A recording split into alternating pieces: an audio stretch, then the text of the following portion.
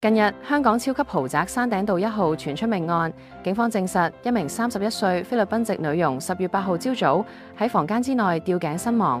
據香港警務處介紹，10月8號7時35分左右，警方接到山頂道一棟獨立住宅員工報案，話一位外籍女傭喺該住宅房間內用一條布帶上吊，報案人已經為該女傭解下布帶。警員到場之後證實已經死亡。10月10號，香港警務處公共關係科回應媒體話，死者為31歲菲律賓籍女子，持有香港身份證。警方於現場冇檢獲遺書，死因有待驗屍後確定。目前案件正喺調查中。事發單位為著名豪宅山頂道1號，物業坐落於香港最高級住宅區之一。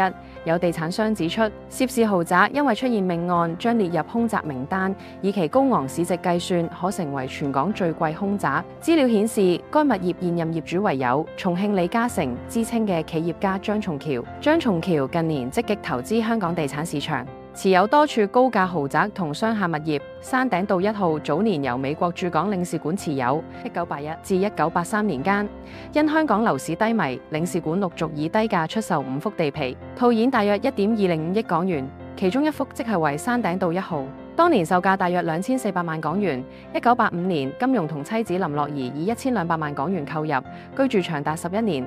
1996年，金庸夫婦以1.96億港元轉售。